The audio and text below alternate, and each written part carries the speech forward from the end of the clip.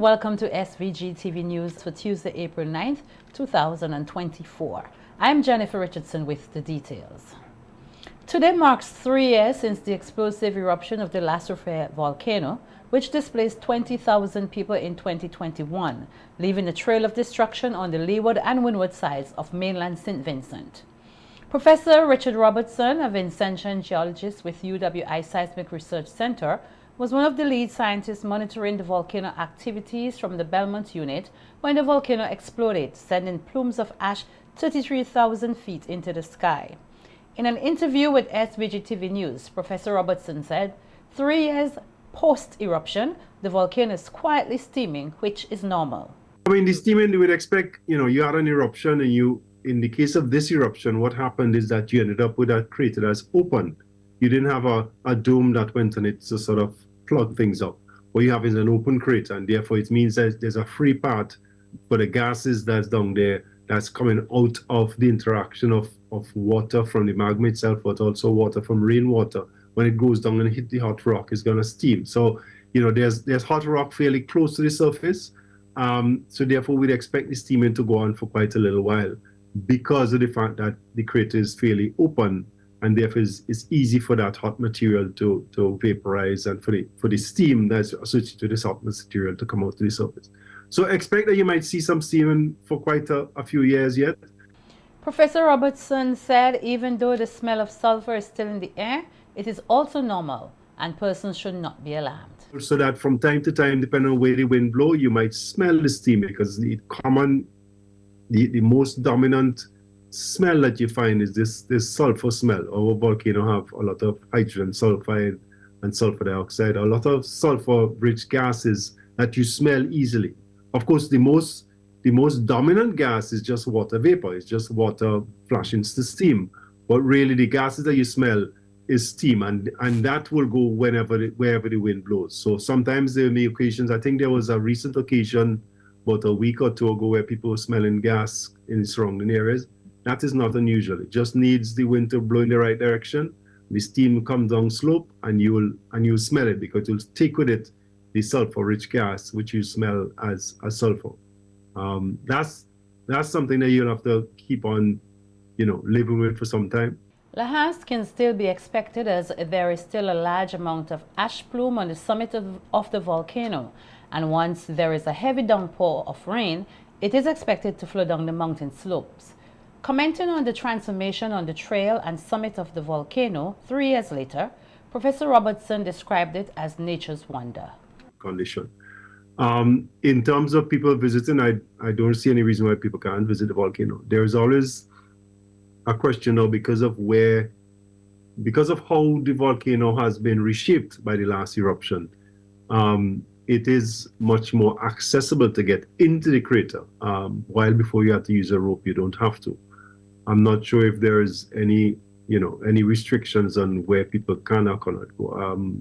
The inner part of the crater, where the steaming is still happening from, that's always going to be an area not possible to get to. It's virtually, it's just too dangerous to get to it in any case for most people. And I don't see anybody going there right now. But certainly getting up to the crater and looking into it is really a very fantastic view. And it's an amazing view to see into the crater. And the trail certainly going up to it is as clear as it was before. In fact, in some cases, in the case of the Chateaubelair, in the case of the Georgetown side, I think the trail is actually easier than it was before the eruption. As the second longest serving head of government in the Commonwealth Caribbean, who has contested 10 consecutive elections from 1979 to 2020, Prime Minister Dr. Ravan Sams was asked on radio on Sunday what drives him and for how long he sees himself continuing to drive.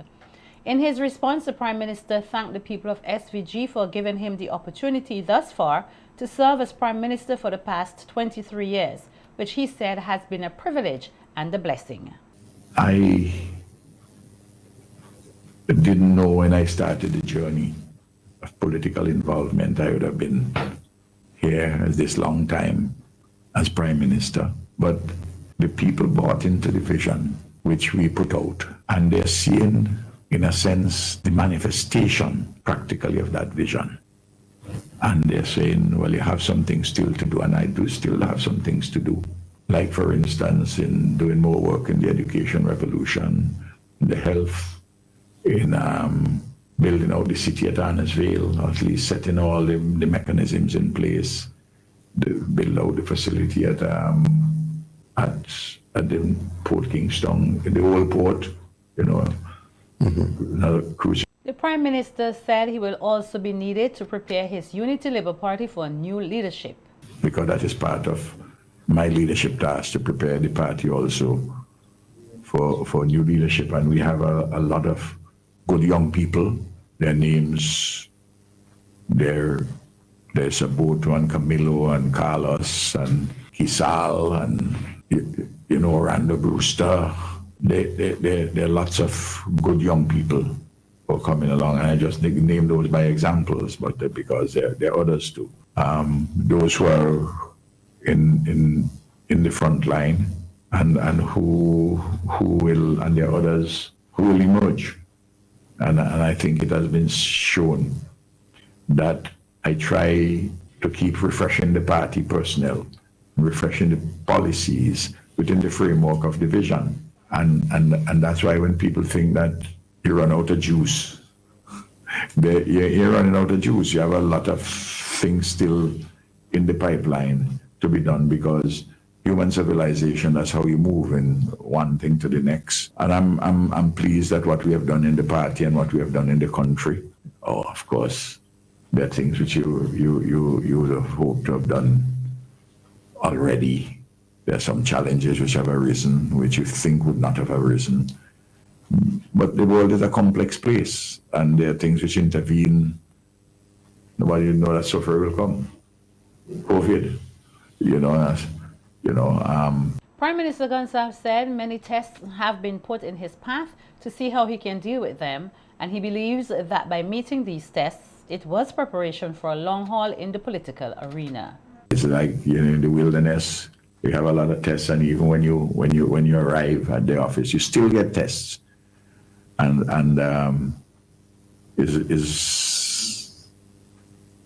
it's like you and the people coming as one in some strange way. That, boy, what the man was saying all the time. Yeah, the vision he saw was taking place, and together we have reached this far. And obviously, I'm absolutely confident that the people will return us to government by the end of next year, because they have seen the progress and they have seen the developments. And those who say they want a chance, I just tell them simply, I'm in charge of the lotto. By all means, take a chance, buy a lotto daily. But running the country is not a lotto. Have your chance, play lotto, play 3D, but don't play games with the office of the Prime Minister. The opposition New Democratic Party, the NDP, has welcomed the passing of legislation in Parliament last Thursday to increase penalties for gun-related crimes and for sexual offences, but has urged the government to go further. On radio on Monday, leader of the opposition, Dr. Godwin Friday, said the legislation is welcomed, but more needs to be done to stem the rising tide of crime.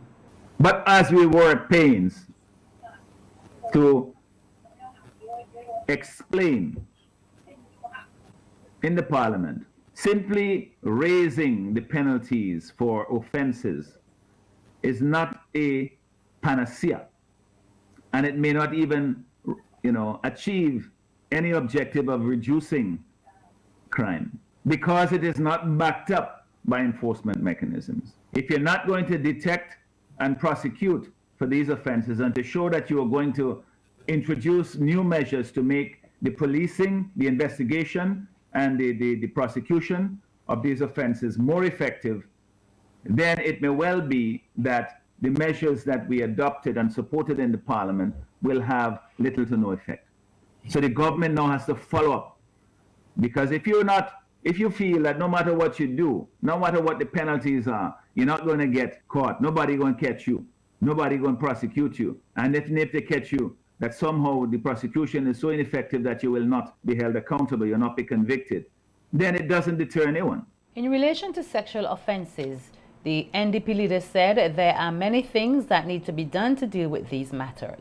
The sexual offenses unit, do they have a psychologist on hand all the time, regularly, to be able to help with the investigations, with the counseling, with the way in which they proceed in investigating and prosecuting these offenses? We have to have, social systems, safety nets in place to protect persons who are victims of such offenses, to help with the healing process. I said in the Parliament the other day when we were debating the bill, that the harm that is caused perhaps is irreparable for many of the victims, and so therefore we have to ensure that we prevent as many of these offenses as possible, rather than seeking just to focus on penalties and holding persons who committed offenses accountable, because in the end it does not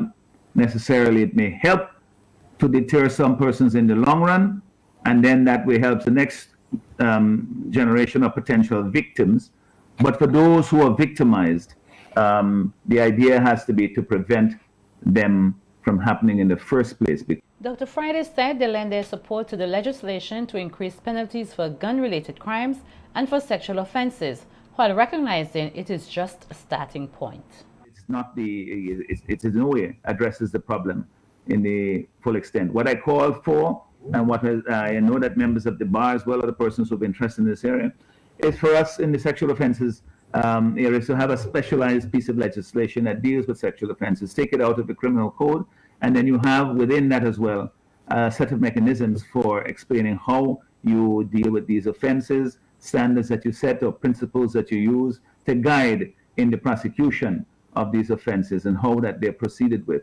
And so that will help to send the tone as well. And then have an education function to make sure that the population at large, our young people growing up, that they understand the seriousness of these offenses, that they learn to respect one another and the sanctity of people's bodies and so forth, and help to prevent many of these offenses from occurring in the first place.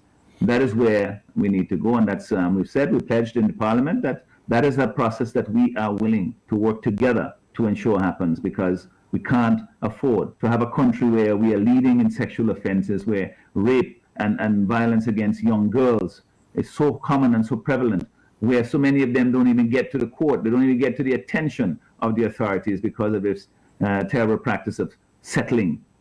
That is way that has to be stopped, and we talked about that in the Parliament as well. Two Vincentians are among 27 green entrepreneurs who are recipients of interest-free loans totaling $860,403 under the Eastern Caribbean Green Entrepreneurship Initiative. A news release from the OECS Communication Unit says, under the initiative's Accelerator program, the entrepreneurs were chosen from a competitive pool of applicants to receive funding and support to grow their respective green sustainable enterprises. The two Vincentian recipients are Kimia Glasgow and Inei Akagbala. Kimia Glasgow is the owner of Kimia Glasgow Incorporated, which is a fashion and lifestyle brand that uses organic, natural, and sustainable fibers in its manufacturing to minimize environmental impact and promote responsible consumption. Enie Kagbala, owner of Caribbean's Superfoods Coffee House and Superfoods Cafe, which focuses on providing healthy nutritional beverages and food items that aim to change the perception of plant-based food.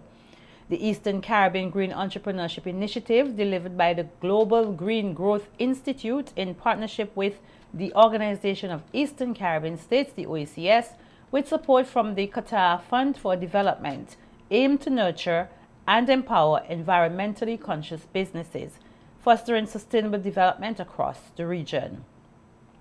The regional program was dedicated to facilitating the development, establishment, and expansion of innovative green enterprises across 6 OECS member states: Antigua and Barbuda, Dominica, Grenada, St. Kitts and Nevis, St. Lucia, and St. Vincent and the Grenadines.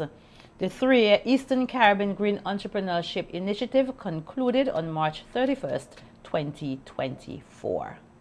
On the 72 hours weather outlook, the SVG Meteorological Service says fair weather mixed with low-level clouds and a few isolated showers continue across St. Vincent and the Grenadines, and that Saharan dust will vary with varying concentrations, could create slight haze across our area by Thursday and clear by Friday evening. It says shower activity could increase across SVG overnight Friday, with gentle moderate northeasterlies becoming occasionally fresh across our islands by Wednesday, and directions temporarily turn east-southeasterly on Thursday. Sea conditions are slight in open water with northeasterly swells ranging 5 to 1 meter west of our islands and 1 to 1.2 meters east of our islands. Swell heights are expected to rise with moderate rate 1.5 to 2.5 meters. Sea conditions across our islands by late Wednesday. Small craft operators and seabaiters are asked to exercise caution for rising swells above normal and occasionally gusty winds by Thursday night. The quiet community of Park Hill in north-central Wynwood is reeling from the shocking discovery of 2 partially burnt bodies of Brenton Marvin Barker and Calvert Smart.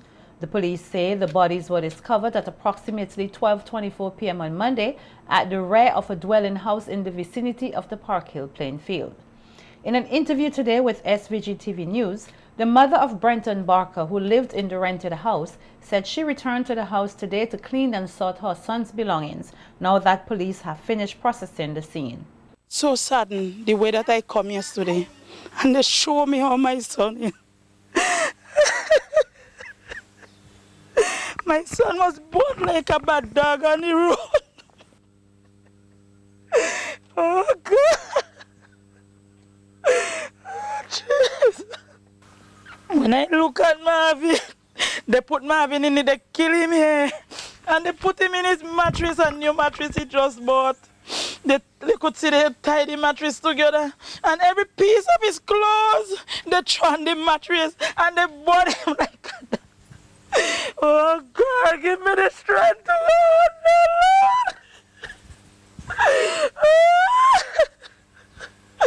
God, only you alone, only you alone. The gruesome killing is believed to have taken place Sunday night when many of the people, including Deborah, were at the ULP rally. The bodies were reportedly discovered by a farmer upon his return from his farm. Barker's mom said that her son complained of a known individual in the community threatening him and believed that the killing was timed.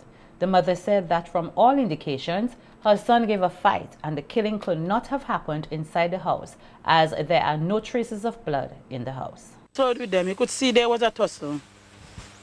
And that drum is where he just full, keep next to that thing. They full it of water to wet his stuff and deal with the pigs. So where you could see all the blood here, like this is where they attack him first. Look, they have blood all underneath the sink and to the side wall there. And the other guy now, I don't know if he come and meet the act, but like he tried to run. And over that old abandoned building is where like they knock him out. Because there was a big stone next to where there is a pool of blood in the bush over there. So like there's where they knock out the other guy. The other guy wasn't anything. He just come and buy a little weed from Marvin and they sit down and they smoke and relax themselves. Marvin never a troublemaker. Only if anybody come and trouble him. The distraught mother is, however, satisfied with the way police handled the matter and would like to see the perpetrator or perpetrators brought to justice. Too brutal. He doesn't deserve this. And do his little farming, really pigs and things, just to make a living to mind his 2 children. And this is how they take his life. He said to me, Petra, I don't want nothing to happen to my children. He said, I grew up without a father, and I don't want my children them to grow without a father. Oh my God. And she cannot cope.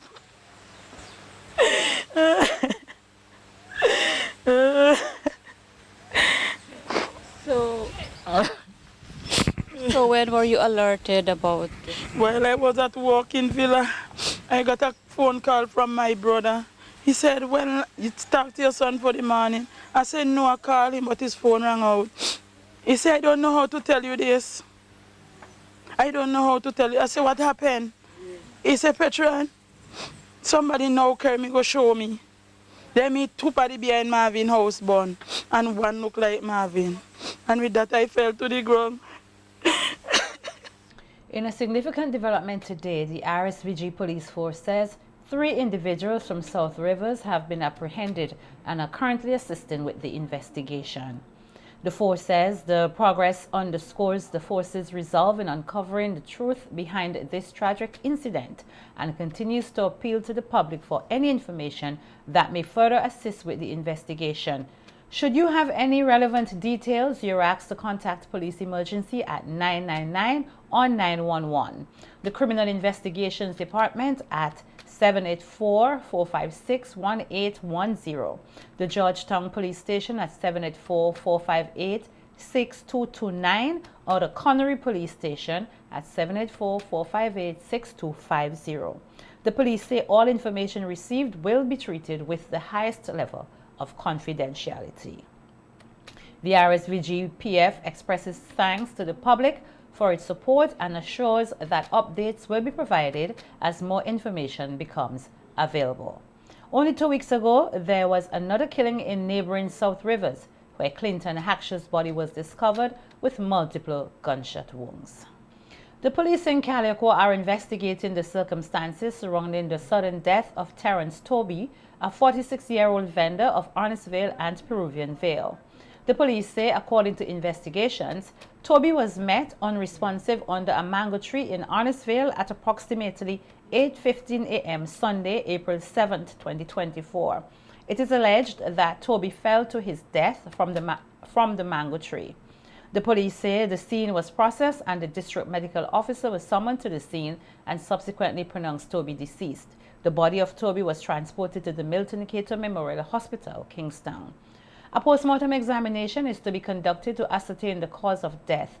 The police say further investigations are to be conducted in the report and that anyone with information that can assist with the investigation is asked to call Police Emergency at 999 or 911 or the Calico Police Station at 784-458-4200 or any other police officer you are comfortable speaking with. Any information received will be treated confidentially. And the Royal St. Vincent and the Grenadines Police Force says it is currently conducting investigations into the circumstances surrounding an officer-involved shooting incident that transpired on Sunday, the 7th April 2024. The individual involved has been identified as Anthony Joseph, also recognized by the alias Tumba. According to the police, initial reports indicate that the engagement was precipitated by a formal complaint lodged against Joseph, who is reported to suffer from a mental health disorder. In response to this complaint, police officers accompanied by the complainant proceeded to Joseph's residence to address the reported concerns. The police say upon establishing a perimeter at the location, Joseph, reportedly armed with a knife, initiated a hostile act against officers. Following operational protocols designed to ensure the safety of all involved, officers applied appropriate levels of force to neutralize the immediate threat posed by Joseph. Joseph was rushed to the Milton Cato Memorial Hospital, where he subsequently died. The police say a subsequent inspection of the deceased body revealed the presence of an additional weapon in the possession of Joseph. The RSVG-PF assures the public that a comprehensive investigation is underway to ascertain all pertinent facts surrounding the incident, noting that its investigative process is committed to transparency, accountability, and the maintenance of public trust. It says further updates will be provided as the situation develops and more information becomes available. The RSVG-PF extends condolences to all affected by this tragic incident and appeals for the community's patience and cooperation as it conducts the inquiry. Anyone with information that can assist with the investigation is asked to call Police Emergency at 999 or 911 or Criminal Investigations Department at 784-456-1810. All information received will be treated confidentially. In other local news, Counselor at the Child Development Division in the Ministry of National Mobilization, Kelsey Cambridge, said the division has received a number of reports of child abuse in several forms, including verbal, sexual, and even financial. Cambridge, who was a guest on NBC Radio's Face-to-Face program, said another concern they have and are dealing with is reports of missing children. There's the economic abuse aspect of violence by itself, where we're seeing that children are being exploited in one way or the other. So that is something that I have realized through my work, and of course it raises concern that as a nation that we need to do a bit more with regards to our children. We consider as well that you have children who are not staying put, and when I say staying put, they're not staying at home. And I'm pretty sure a lot of our listeners, and even you as well, would recognize that too often we're seeing Facebook posts coming out saying that this child is missing, have you seen this child? Mm-hmm. So we're seeing a lot of neglect in some cases, children not staying at home, of course the issues of child sexual abuse, and as I would have mentioned, economic abuse coming out as well. Social worker Camille McIntosh, who was also on the program, said in 2023 there were over 240 reports of child abuse and neglect. We have 37% being victims of sexual abuse and 17% being physical abuse and 3% psychological. But these are reported numbers. These are not the numbers that these are the numbers actually that were reported to us. So I'm pretty sure, and I'm sure Kessie would agree, there are others out there that we don't know about, and we want to stress the importance of reporting. Because if we don't report to us, we wouldn't know, and we wouldn't know how to help that child in particular. Social workers in the Child Protection Unit, Luan Boyd and Camille McIntosh, said they face numerous difficulties regarding child abuse in SVG and that the trauma bonds are quite evident. McIntosh and Boyd were guests virtually on the Police on the Beat program discussing child awareness and prevention. What you need to know. Where they come so entrenched that in their brain they're kind of mixing up, because they're young, mixing up the abuse and love and see it as equal. And that happens a lot in some cases with human trafficking victims as well. But it also happens with, children, and so on. So that is something that is an aspect for us. A child may want to report what has been happening, but they are scared to because maybe the parent knew about it, and if the parent would prevent them from reporting. So the child wants to disclose, the child wants to report, but they're afraid because the parent does not want them to report, because for some reason, maybe the perpetrator might be a family member or somebody close to the family, and the parent does not want it to come out because they know what would happen. So that child is prevented, or even if they do report, you find by the time they get to the court, they're saying that I don't want to go through with the court, and then you find that either parent or somebody is saying to them, you don't have to go through with this, you don't have to put them in jail, he will stop, or I'll throw him out, or we'll do whatever, just to get them to not go through with the case. Boyd used the opportunity to highlight some general indicators that children may exhibit as warning signs of child abuse or neglect. They have the delinquent in running away, and sometimes they may be aggressive, or they may be withdrawn, or they may just be promiscuous. So their behaviors are highly sexual, sensual. That's for the sexual abuse. In terms of emotional, sometimes there may be speech disorders in the child, there may be slow physical development, and in this part, a lot of the times, emotional or what we call psychological abuse of children, this one sometimes does be hard to pick up, because it's not something that you can see easily as sometimes with sex or even physical. Some children may be very withdrawn, they may sometimes seem shy or insecure, right? Or sometimes it may even be outwardly aggressive because they are being told a lot, as Miss McIntosh had said, they are no good, they are neglected, they are told, things that are nice, and they're treated in ways that does not promote healthy social interactions. Child Abuse and Prevention Awareness Month is being observed under the theme, Don't Let Abuse Be Your Child's Story, Make a Change in Child Abuse. There is a particular focus on child neglect and abandonment, as this is where the Ministry of National Mobilization said it has noticed record numbers of reported cases. The Traffic Department of the RSVG Police Force said it has noted a trend of persons who believe it is acceptable to be driving on the public roads of St. Vincent and the Grenadines without a driving permit, or in certain cases without holding the proper class to drive a particular type of vehicle which they possess. Speaking on the matter on radio today, Police Constable Rick Hunt urged members of the public to follow the protocols in obtaining a driver's permit or license class before getting behind the wheel in order to keep the roads of SVG safe. Section 29, subsection 1 of the Motor Vehicle and Road Traffic Act says, no person shall drive a motor vehicle on a road unless he is the holder of a driving permit, and no person shall employ any person to drive a motor vehicle on a road unless the person so employed is the holder of a driving permit. And if any person acts in contravention of this provision, he is guilty of an offense and liable to a fine of $2,500 and imprisonment for 6 months. We at the Traffic Department condone such action and urge all persons who are guilty of such act to desist, as it is a very serious offense.